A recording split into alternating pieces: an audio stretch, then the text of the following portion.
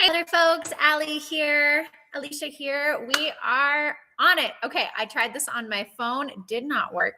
So we are back to the computer. So we're going to have a little bit lower res, but today we are going to be talking about what I'm looking forward to this winter.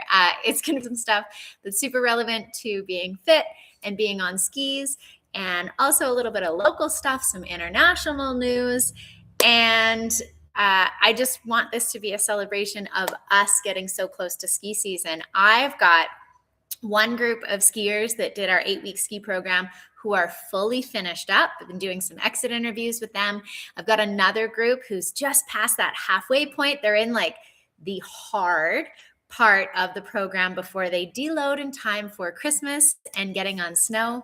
So if you are here, I would love for you to say hello and to pop in the chat what you're looking forward to this winter. It might be a trip to a certain place. It might be using some new skills you have, trying some new stuff that you've learned on your skis this year. But I'm going to dive right in because I'm supposed to keep these lives pretty short, and then I end up going over every single time. So the first thing that I am looking forward to for this upcoming winter is the Winter Olympics. And I think it is going to be so fun to watch. They're in 2 locations this winter, and I looked it up, so I'm just sharing it with you now.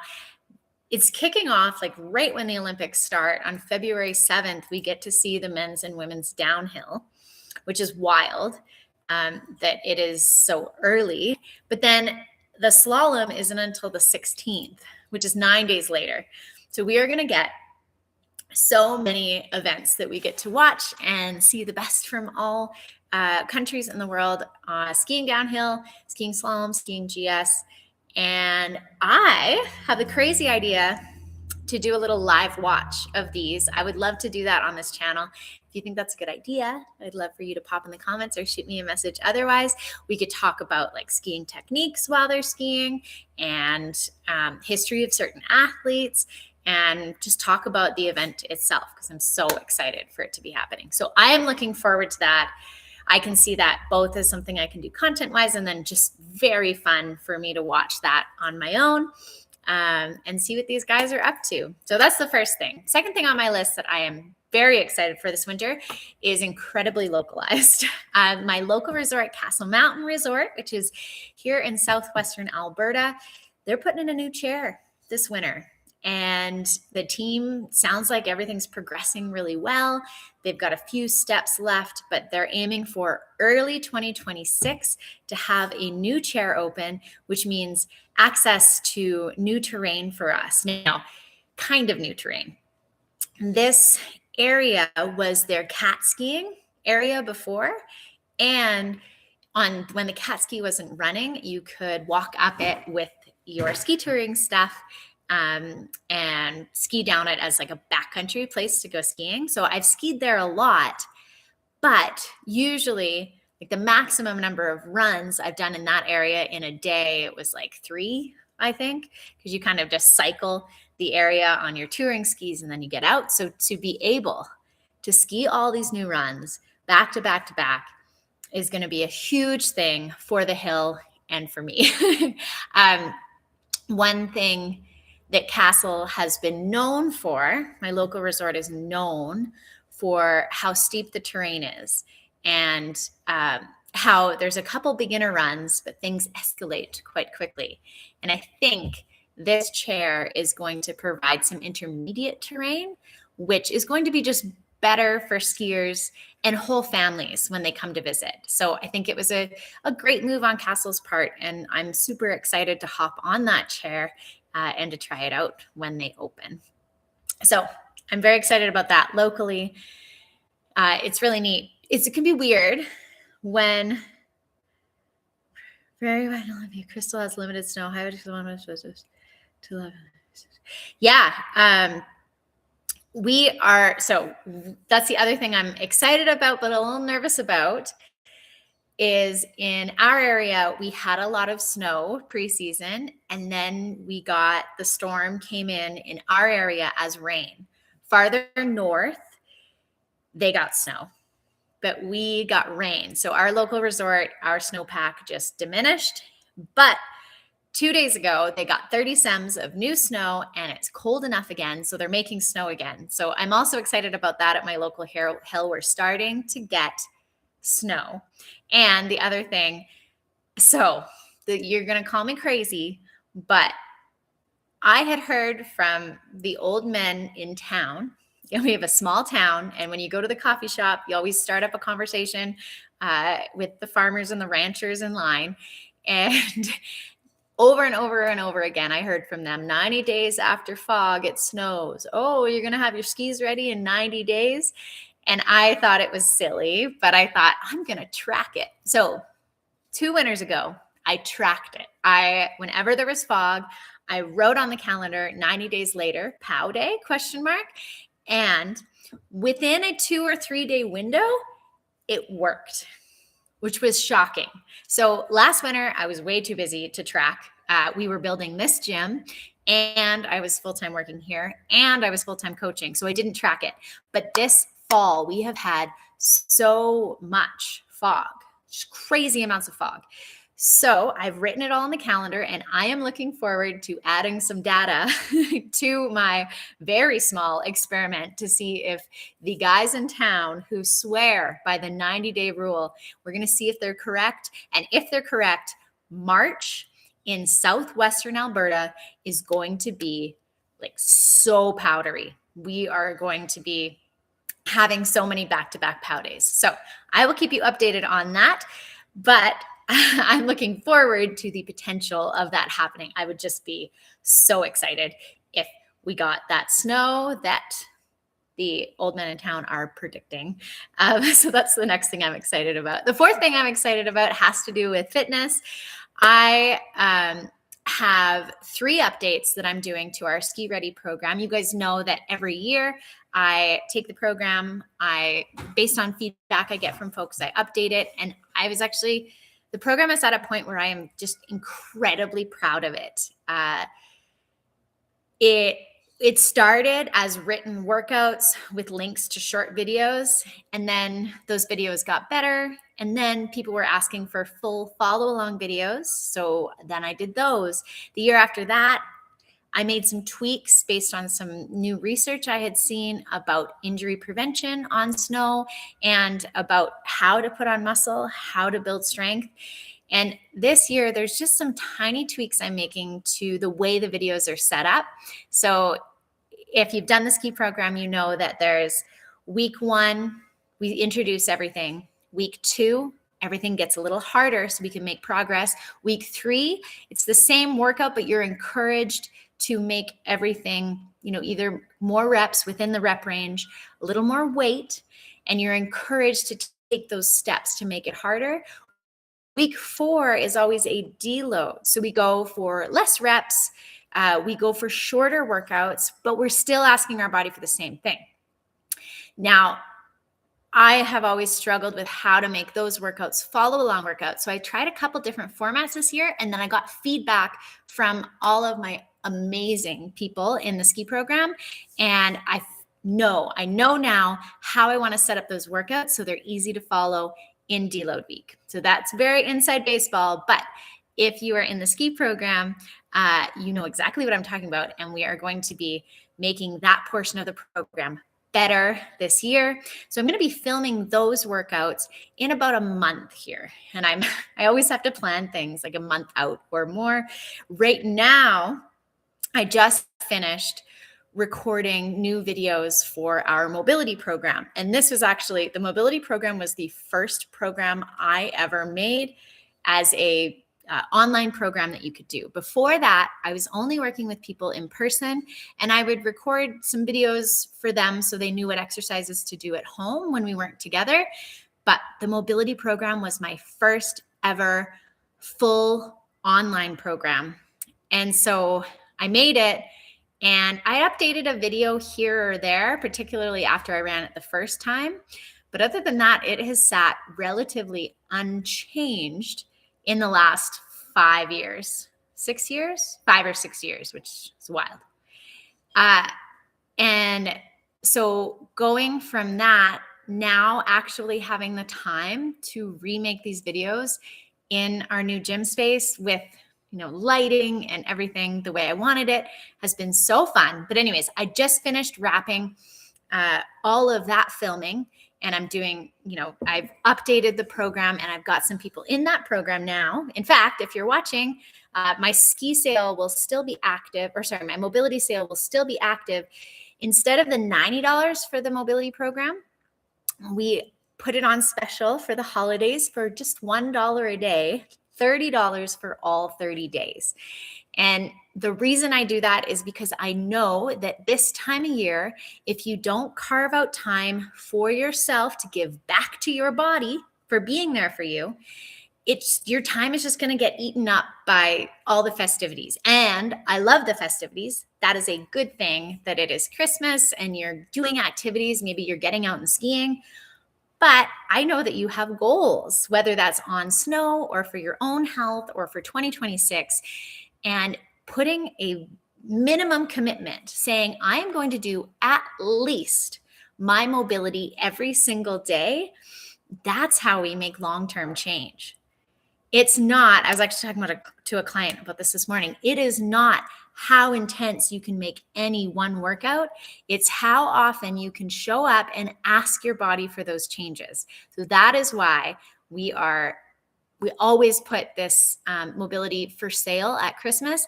And I'm so stoked that there are some just awesome new mobilities in the program this year. So all of that being said, I am excited to use what I've learned from filming those mobility videos and from what I learned from this fall's ski program to improve the deload week, so the 4th week and the 8th week in the program for next year. And I would love it if I saw some people come and do that program after this. But I'm looking forward to that. This winter, I'm also re-recording videos for our hike program. So lots of video recording to do. But in the midst of that, and this is the 5th thing I'm excited for, I am putting on muscle. That's what I've decided I'm focusing on for this month, next month, and maybe even the month after that if I don't hit some muscle gain goals. I'd love it to hear in the chat if you have any goals for this winter, what you're working on. But I have found between how much I was run around last winter, both in doing construction on the gym and in ski coaching and doing fitness coaching, I lost muscle last winter, which is very sad because it's hard-earned for me. It takes a lot of focus for me to gain muscle. So I am doubling down on putting on some mass this winter. And that is both going to be from the workouts I do in the gym and from making sure that I am eating enough just in general, timing that nutrition properly. So making sure that within 30 minutes of my workout, I am taking in some protein and some carbohydrate, and in just making sure I'm eating enough carbohydrate and enough in general. So I'm eating big this holiday season and into more of the winter as well. I think it's a great opportunity for me to put on some mass before some things that I have planned for next summer as well. So I'm looking forward to doubling down on that. And I've been already focused. Our Adventure Ready crew, which is like the ski program and the hike program, are 8-week fitness programs. They have a start and an end, even though you get a year of access. They're really good for starting a fitness habit because they give you a deadline, and deadlines can really help you focus, fit workouts into your schedule, and double down on your own stuff for a bit. But I've had the Adventure Ready crew running for almost as long. I think it's 3 years now. And it's for keeping those gains and always having workouts that you can do without thinking that are focused on making positive change to your body. The thing that I found when I finished kin school, kinesiology, my kinesiology degree, a lot of programs are focused on one sport in particular. And yes, skiing is my first and favorite sport, but I also love climbing, ultra running, paddling, and I've been able to do all these adventures over the years. And so I found that I needed a workout program that made sure that I maintained all of my physical abilities. So made sure I was always making sure I still had power, making sure I was putting some time in to build strength, making sure I was maintaining my anaerobic capacity. I wanted to maintain all these things while working and actually making progress on one specific area. And so what happens to the Adventure Ready crew is we have Adventure Ready workouts, and they hit all of those capacities. So every week you are doing some sort of plyometrics to make sure you have bone density, power, and quickness. Every week we're doing strength training to make sure that you maintain strength through your entire range of motion. Every week we are hitting your mobility to make sure that even if, it's ski season and you're not doing as much upper body, you are still maintaining your strength, because that stuff disappears in the smallest little quantities day by day by day by day. And then you might get to spring and realize that you're not as powerful in your climbing as you were last year. And this was a problem that I had. So I made the Adventure Ready crew, and I have this awesome group of people that do the workouts with me. And when I say with me, I film the workouts the same as the ski program or the hike program. And then I upload them, and I get a little ding on my phone anytime someone watches the video and does the workout. It's very fun. And clients that have done that program have said to me that them not having to think about what they're going to do in the gym lowers the barrier. So they can show up 2 days a week, 3 days a week, 4 days a week. They can commit some time to staying healthy, to staying strong for their professions or for their fun. And they find that they get there more often because they don't have to, plan a workout, figure out what I'm doing at the last second, find a class and hope that it aligns with what I want to work on and fill in the gaps from the rest of my week. So it has proven to be a wonderful program. And I can think of a few stories of clients who I'm just so happy I get to work with them every month, because the program also has little coaching catch-ups. So we do a 15-minute call, and I get to hear about what they're training for, what experiences they had, what's coming up in the next month, and what they want to double down on. And so I get to have these fun relationships with these outdoorsy, active people who get joy the same way that I do. And then we all get to talk about the workouts and how they're feeling. And it's just a supportive and uplifting place. I love it. That being said, so I am leveling up that program this winter. I have a few people in a trial of a kind of beefier version. And if all goes well and we get good feedback on it, I'm going to be rolling that out for everyone in the Adventure Ready crew. We're basically leveling up the workouts. We're leveling up the amount of support, and we're tripling or quadrupling the number of workout videos that people get. So I am excited about that this winter as well. And this December has been focused on muscle gain. January will be focused on muscle gain. And then I'm going to touch base with the community, see what everybody wants. And if we still want to put on more muscle, then February is going to be about putting on muscle as well. So I'm excited for that. I was talking to a client this morning, and she said she felt a little bit like she was antsy and anxious, and not anxious, but antsy and wanting to do more. Things were going well. And so she felt this, maybe I could work out today, and wanting to rush things a little. And I told her, I know how that feels, because when you have a goal like putting on muscle, once you get in the thick of it, there's this motivation and inspiration that comes from the work you've already done, and it makes you excited. And I right now I'm just very excited to put on muscle mass, to increase my bone density, to build all of those building blocks that are going to help me have more fun this winter, more fun next winter, and just more fun for longer. So I'm excited about that coming up for sure. Looking forward, I have a couple ski trips planned that are outside of Southern Alberta. And if you know me last season, I did not leave this place very much, but this year I have a couple trips, some more locally, some farther away, and I'll share more details, but they have to do with filming videos. So I am excited about that this winter as well. And then lastly, every spring, my dad and I would try to do the Spearhead Traverse. Last winter, we finally did it. And it was such a wonderful trip. It's just amazing terrain out there. But we've kind of gotten this habit of doing a ski touring trip every spring. And so this winter, we are going to do one in Southern Alberta. I have a couple trip ideas in mind, but I will tell you that is making me excited for April, which is wild because winter hasn't even started yet. But spring is the better time for ski touring because you have longer days, a little warmer temperatures most of the time. Although on the Spearhead, it's pretty cold nights. So it gets more fun to do overnight trips like that. So we have that planned. I have a hut trip planned over New Year's. I have some Kimberly and Fernie skiing in my future. So all of this is making me jazzed for winter. And if you're still watching now, I am so happy that you are on and sharing this with me. I'd love for you to drop into the comments what you are looking forward to this winter.